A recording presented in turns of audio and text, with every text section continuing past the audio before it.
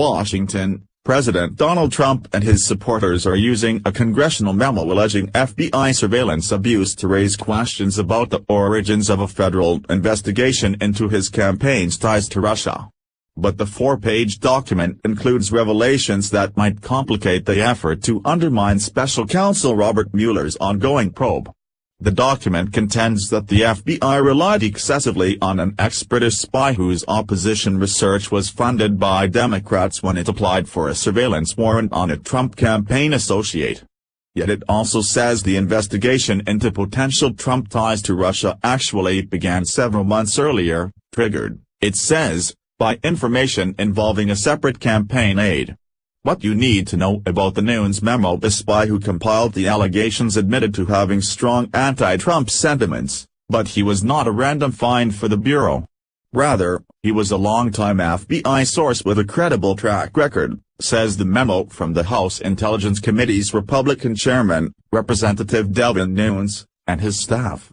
The warrant authorizing the FBI to monitor the communications of campaign advisor Carter Page, approved by a judge on 4 occasions, according to the memo, and signed off on by Mr. Trump's handpicked Deputy Attorney General, Rod Rosenstein.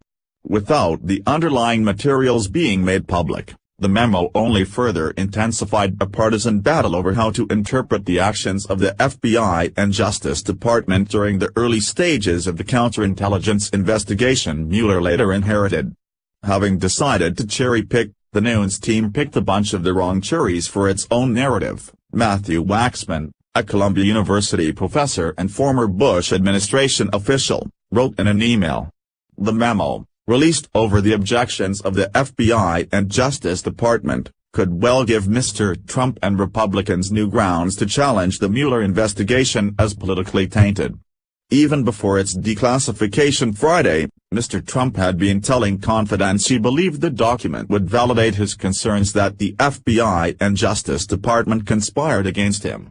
The central allegation is that agents and prosecutors, in applying in October 2016 to monitor the communications of campaign advisor Carter Page, concealed from a judge that a former spy whose findings had provided grounds for suspicion had been funded by Hillary Clinton's campaign and the Democratic National Committee. That omission is important, Republicans say, because a judge should have known that political actors were involved in allegations that led the Justice Department to believe Page might be an agent of a foreign power, something he has consistently and strenuously denied. Research from former spy Christopher Steele, according to the memo, formed an essential part of the application to receive the warrant, though it's unclear how much or what information he collected was included in the application, or how much has been corroborated. Steele's opposition research effort was initially funded by the conservative Washington Free Beacon. It was later picked up by the Clinton campaign and the DNC through a Washington law firm. The FBI this week expressed grave concerns about the memo. In a rare public statement on Wednesday, the FBI blasted omissions of fact that fundamentally impact the memo's accuracy. Democrats called it this set of cherry-picked claims aimed at smearing law enforcement and said its release will do long-term damage to the law enforcement and intelligence communities. For one thing, Democrats say, it's misleading to say a judge was not told of the potential political motivations of the people paying for Steele's research. Beyond that, though, the memo confirms the FBI's counterintelligence investigation into the Trump campaign began in July 2016, months before the surveillance warrant was even sought, and was triggered by information concerning a different campaign aide, George Papadopoulos. Papadopoulos pleaded guilty last year to lying to the FBI and is cooperating with Mueller's investigation. The timing makes clear that other Trump associates beyond Page, who was part of the election effort for only a short period and was not in the president's inner orbit, had generated law enforcement scrutiny. The memo also admits that Page had been on the FBI's radar just a few years earlier as part of a separate counterintelligence investigation into Russian influence. Though the memo focuses on Page, Intelligence Committee Democrats wrote in a response, this ignores the inconvenient fact that the investigation did not begin with, or arise from Christopher Steele or the dossier, and that the investigation would persist on the basis of wholly independent evidence had Christopher Steele never entered the picture. Other details in the memo could also challenge Republican claims of bias. The warrant requested in October 2016 was subsequently renewed on 3 additional occasions, meaning that judges approved it 4 times. And one of the Justice Department officials who approved it was Rosenstein, a Trump appointee. Mr. Trump, who lambasted the FBI and Justice Department on Twitter, was asked later in the day if he was more likely to fire Rosenstein and if he still had confidence in him. The president simply said, "You figure that one out." Though the document had been classified, since it deals with warrants obtained from the Foreign Intelligence Surveillance Court, the White House declassified it Friday and sent it to Nunes for immediate release. That disclosure of the document is extraordinary since it involves details about surveillance of Americans, national security information the government regards as among its most highly classified. Its release is likely to further escalate an inter-government conflict that has divided the White House and Mr. Trump's handpicked law enforcement leaders.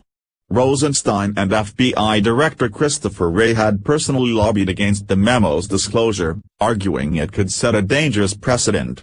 Former CIA Director Leon Panetta called the release unprecedented and said it could have far-reaching effects in foreign policy. Speaking to CBS News Justice and Homeland Security correspondent Jeff Pegas Friday, he said he's never seen anything like this happen. All of this sends a terrible message to our allies who are going to worry about sharing classified information that is so easily released as part of this political effort, Panetta said. Panetta told Pegas he fears the release of the memo will result in some very serious damage to the House Intelligence Committee and the bipartisanship needed to oversee classified information, among other areas of concern. Panetta said he also doesn't understand the president's thinking in attacking leaders in the FBI and DOJ, people he appointed. The memo's release comes amid an ongoing effort by Trump and congressional Republicans to discredit Mueller's investigation, which focuses not only on whether the Trump campaign coordinated with Russia but also on whether the president sought to obstruct justice. Representative Devin Nunes, R. California said his committee has discovered serious violations of the public trust and that Americans have a right to know when crucial institutions are abusing their authority for political purposes. Our intelligence and law enforcement agencies exist to defend the American people, not to be exploited to target one group on behalf of another, he said in a statement. It is my hope that the committee's actions will shine a light on this alarming series of events so we can make reforms that allow the American people to have full faith and confidence in their governing institutions. Speaker Paul Ryan, R. Wisconsin, said, "The matter of concern outlined in this memo is a specific, legitimate one. Our FISA system is critical to keeping America safe from real and evolving threats."